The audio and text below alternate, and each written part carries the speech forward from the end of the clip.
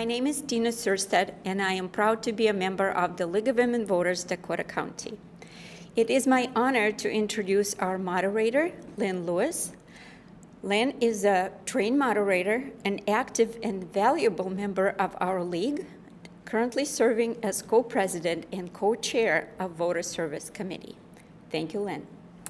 Good evening, and welcome to the SD 56B State Representative Candidate Forum, presented by the League of Women Voters, Dakota County, and the Dakota County Regional Chamber of Commerce. We extend our heartfelt thanks to the candidate for joining us tonight, and a special appreciation to the City of Apple Valley for recording and broadcasting this event, as well as the City of Rosemount for generously providing these facilities. The recording will be shared with Egan TV to be broadcast to voters in their viewing area. League of Women Voters will also share the recording on our social media platforms. The Dakota County Regional Chamber of Commerce, a cornerstone of our community for 66 years, serves 9 cities and 3 townships, representing half of Dakota County's residents. The Chamber is dedicated to advancing both business and community through initiatives like this Candidate Forum.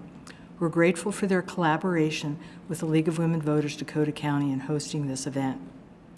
The League of Women Voters, with a rich 114-year history, is committed to empowering voters through education, engagement, and civic participation. As a nonpartisan organization, the League neither supports nor opposes any political party or candidate. Our goal is to provide unbiased information to Minnesota voters, regardless of their political affiliations. This forum is a valuable public service, offering you the chance to hear directly from the candidates on key issues. Please note that the views expressed are those of the candidate and not of the League of Women Voters or Dakota County Chamber of Commerce. Sponsorship of this event does not imply endorsement of any candidate. We provide complete, unedited recordings of our forums. Editing is permitted only for official media purposes, and any excerpts or edited clips must not be used for partisan or political purposes. Both candidates were invited to participate in tonight's forum. Candidate Anderson did not respond to our invitation to participate in this forum. Candidate John Hewitt is joining us tonight. We will begin with candidate Hewitt's opening statement lasting 2 minutes. The candidate's closing statement will also be 2 minutes. The candidate will have 90 seconds to answer each question, and we kindly ask that you adhere to the time limits. Our timekeeper will hold up a yellow sign to indicate you have 15 seconds remaining and a stop sign when it's time to wrap up your response. Many of tonight's questions were submitted via email and reviewed by a league committee for clarity. Additional questions were developed based on community interests. Due to time constraints, we'll not be able to address every question that was submitted. Thank you for your participation, and we look forward to an engaging and informative discussion. Let's begin with opening statements. Candidate Hewitt. First of all, thank you. I want to thank the league. I think these forums are great. It's really important in these times, especially when we see a very close and divided electorate, that we look at the candidates and know where they stand so we make informed decisions at the polls. And so I'm really thankful to the League of Women Voters and also the Chamber for sponsoring this event tonight. It really is the foundation of us getting the information out and letting the voters make their decision. Real quickly, I want to talk about the honor I've had over the last 6 years. I never thought, and my dad was a janitor at the Capitol, that a janitor's kid would be sitting in the seat they are today. That is so Minnesotan, I guess I can say. And I'm so proud that Rosemount, Apple Valley, and now Egan has sent me to the House to represent them. And I don't look at it as these are John's bills or these are one party's bills. What we've done together is really remarkable. We have really brought back some great deliveries. And I'm hoping tonight the questions that are posed, regardless how difficult they are, I'm going to be able to answer them the best I can, and that they talk about the legislation that actually we've acted on in the last 6 years even. So I'm going to turn it back over early, and we can start the questioning, I hope. Thank you. And our first question is, What areas of public policy are you personally passionate about? That's a great question, and it's so obvious. One of the areas that I really worked hard on to begin with was education, because I knew that was the value of this area. This area really puts value in its kids and in its schools. The investment that this area has put into those programs with kids and schools was humongous, and I was able to contribute. And we were able to bring back a lot of funds to this area, more than we ever have seen before. But that wasn't just John, that was all of us working together. You told me what you wanted, I went and delivered. The other part that it's no secret that I'm big on is emergency medical services. That was my life, that's where I came from. And when I got into the House, I noticed a problem wasn't being taken care of. I cannot believe that parts of Minnesota have a 90-minute response time for an ambulance. No one can live through a situation like that if they're having a heart attack or bleeding out. I put this forth to make sure that we change that, and we did this year. I am excited to say that I and my colleagues and you delivered the first office in the country of emergency medical services that reports directly to the governor. That is truly my passion. I don't want it to be my legacy because it's not really mine, it's all of ours. So I'm sure there's other things we can talk about, but I'm looking forward to the next question.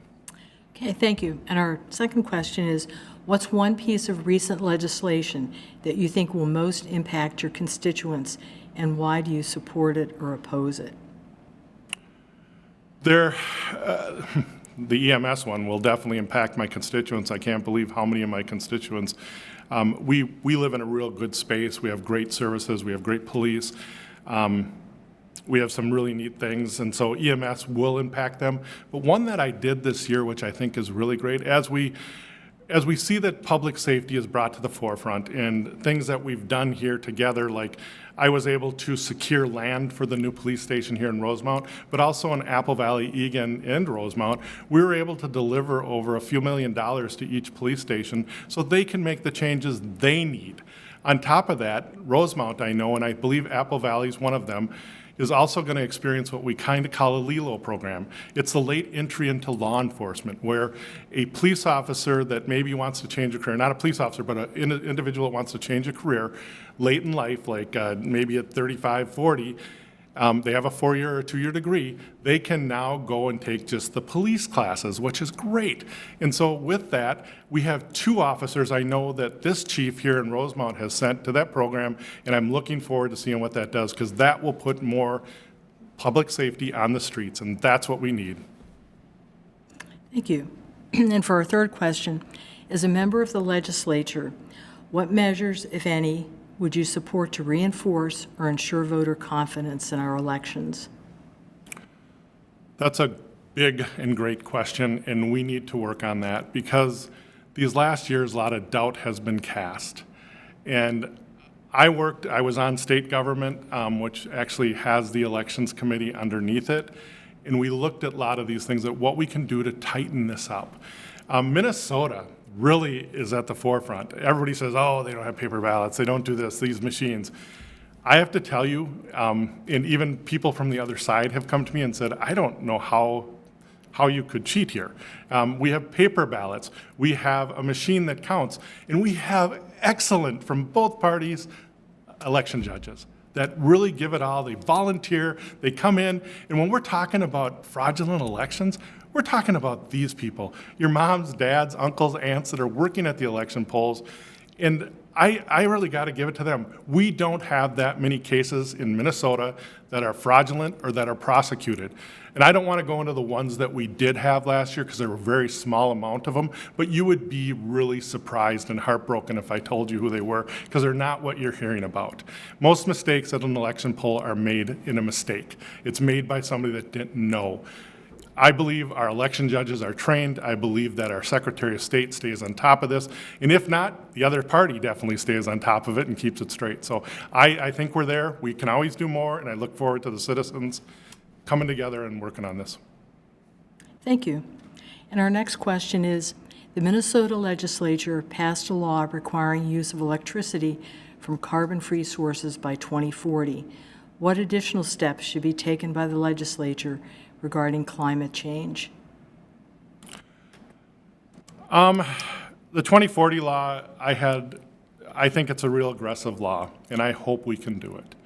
But we don't have the technology today to get there yet, and I know my colleagues and I went back and forth on this. We all have a part of this. We all have to look at, what we're doing to our environment that is there that we can change. And if you talk to I'm going to screw this up, what's this next generation?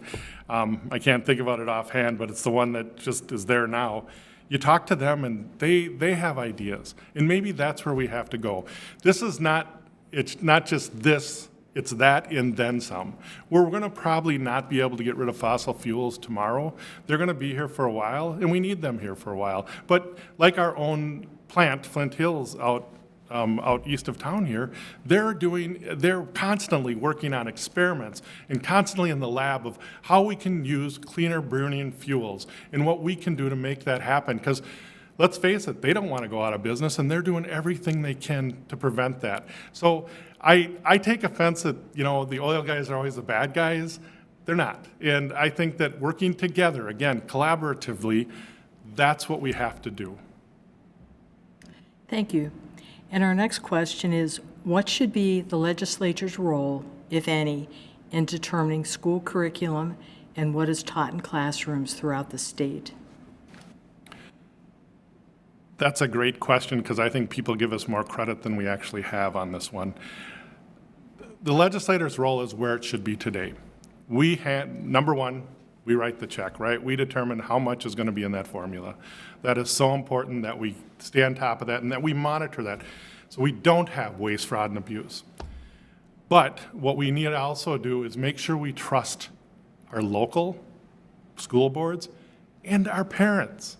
Our parents, and I get so frustrated when I hear parents say, I don't have any say. You do. It's called curriculum development nights.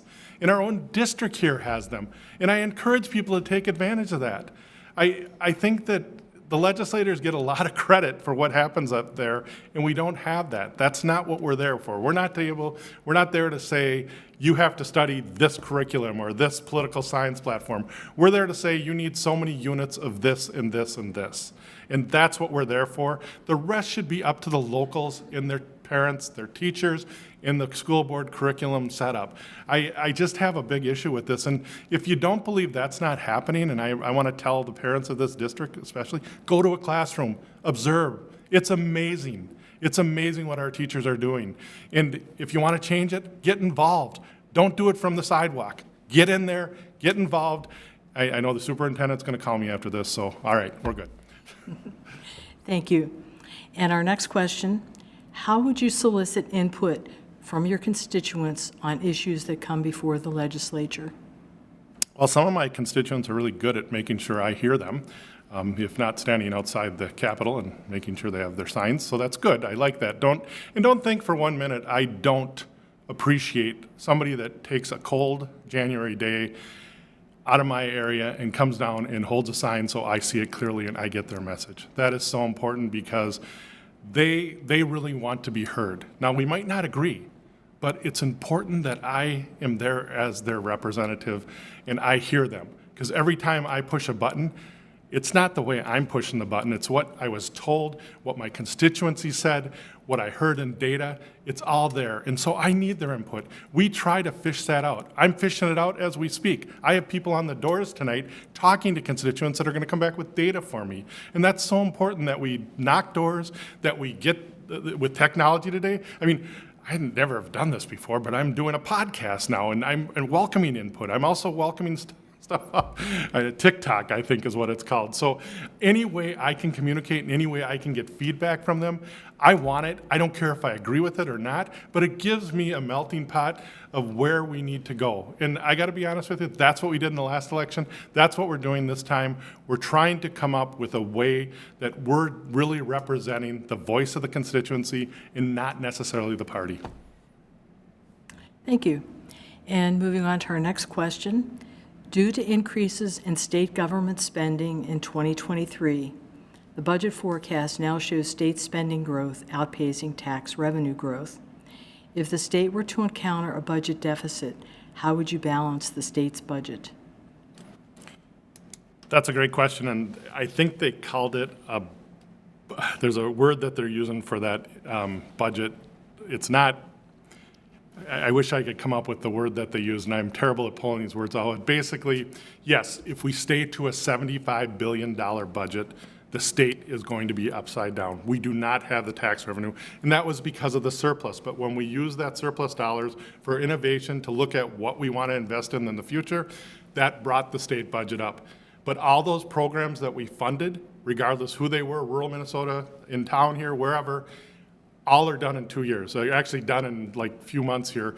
That's going to cut off. It's going to reset to the $56 billion budget that was there before, that is funded. And even with that budget particularly, we see that we're looking good. And if that we did have, I think you're asking for me, what would I look at if I had to do something? If we had a deficit, naturally we're going to have to cut. And the best question is, where do we cut? But this is where we need to get this feedback from constituents. Where can we afford to cut? We can't cut seniors. We can't cut schools. We can't cut public safety. So where do we cut? And that's what I need to know. I had a person come to me recently, cut 2% out of the state budget.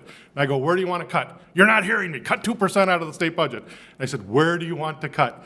And then he says, well, I was a hospital administrator, and I really need you to give more money to them. So I'm like, I'm lost.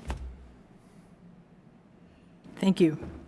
And our next question, if there continue to be large budget surpluses, do you support lowering all tax rates, lowering tax rates for low and middle income taxpayers only, or not lowering tax rates for anyone? Please explain your position. I think if there continues to be surpluses, we have to answer these hard questions. Here in Rosemount, Apple Valley, Egan, we have seniors right now that are being taxed out of their homes because of property values. That's an area I would like to focus on if we continue to have surpluses, is definitely in that area. We have middle income. That's pretty much our whole district is a middle income family. We have them individuals really suffering. I mean, yes, we paid for lunches this year, and that did give them more money in their pockets, but we need to do more for the middle income people. I would say if we're going to focus tax cuts, that's where I would like to see them focus.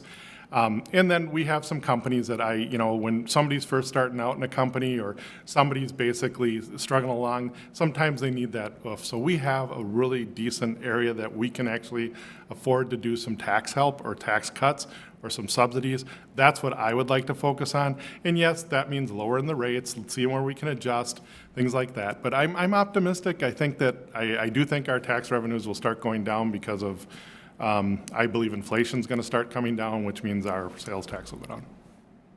Thank you. And our next question is, many are concerned with gun violence in our communities. What legislation, if any, could you support to meet the need for safe communities? Bad night for that one. We just had a shooting, and Minneapolis was a nightmare. And those guns that were used in Minneapolis were not owned by those people. And we try every year to do something here. And what are we going to do? The kid that was involved yesterday was a kid that had access to these through his father. When are people going to take responsibility for their own guns? When is that going to happen? I'm willing to have that discussion. It's very obvious that all my endorsements, look at them, they're both sides of the aisle. I'm one that reaches across everywhere. If we could do something about this issue, I would love to see what we can do. I'm willing to talk to the strongest gun advocate in the state because we need to figure out a plan. It's not one that I just have. It's one that we all have to bring forward that we can all live with. Because I'm a hunter. I have guns in my house, but everyone is secured. There is no way that people are going to get to them, I hope. But we got to end this, this is just terrible. And we have officers getting killed. We had 3 tonight that got shot at in Milwaukee. It's got to end. It's got to end. And I'm sick of politicians saying they'll do something and not doing it. And it's time for all of us to get together on this. And it's not just politicians. It's all of us, gun owners, non-gun owners. Get in the room. Let's get it out. Thank you. And our next question is, what is the role of the Minnesota legislature, if any, on foreign policy issues or events? That's a real hard one for me, and it always has been. That's really a federal issue.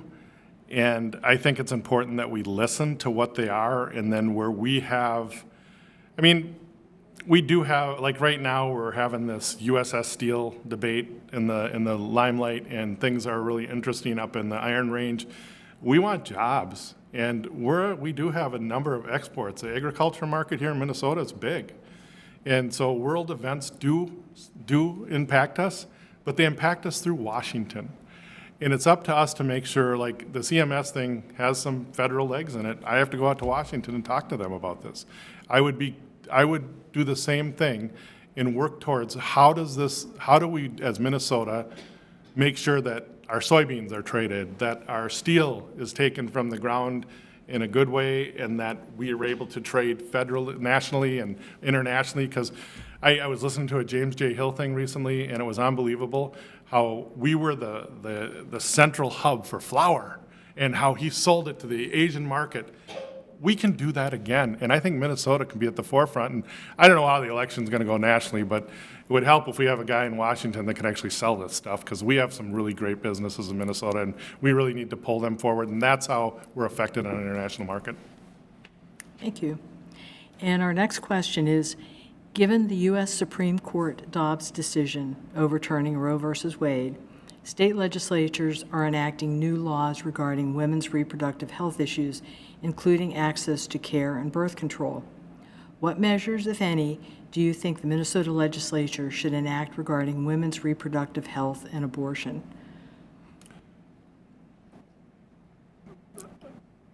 We did some really good measures this year to protect you, women of the district. We feel that that has to stay in place. We feel that, make it simple, I come from a medical background. No one should have a decision of what happens in that exam room except for you and your doctor, as long as the doctor is acting legally and ethically. We cannot tie a doctor's hands together about what medical things you need that I, as a lawmaker that never went to medical school, has decided. That's up to you and your doctor. And I don't care if it's a female or a male in that. We are going into that exam room and we have to knock it off. And I will protect everything about that exam room.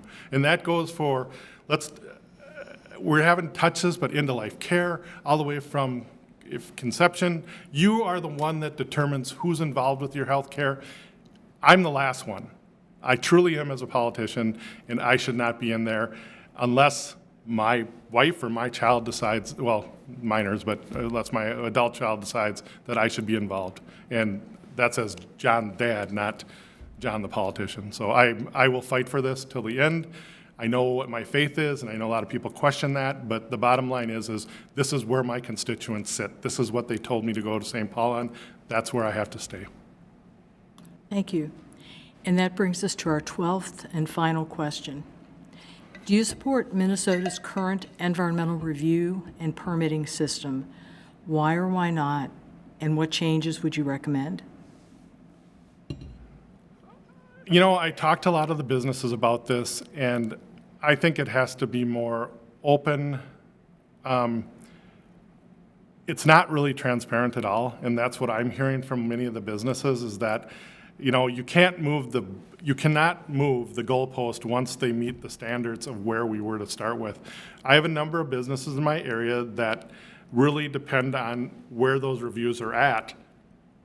And if they meet the standards of where the reviews are at, and they did it by what they were supposed to do, and all of a sudden the goalposts were moved because maybe somebody like me put weight on them, that's not right.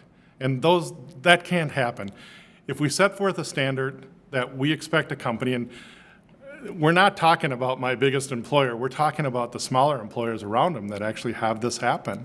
And I want to make sure that if Minnesota regulators, and I'm going to just go back with Governor Walz's first statement when he was elected, not elected, but when he did his inaugural speech, regulators are supposed to partner with businesses, not act like the police were them. They are to go in there and say, this is what we're doing, this is what we need you to do, let's keep it safe together. Thank you. And that brings us to your closing statement. You have 2 minutes for your closing statement. Again, I want to thank everybody for this forum. I don't want to call it a town hall. I really appreciate the questions. Those were great questions. We've done a lot of good work together over the last 6 years. It's been really remarkable what we've been able to accomplish. Again, the janitor's kid never thought we'd get this far.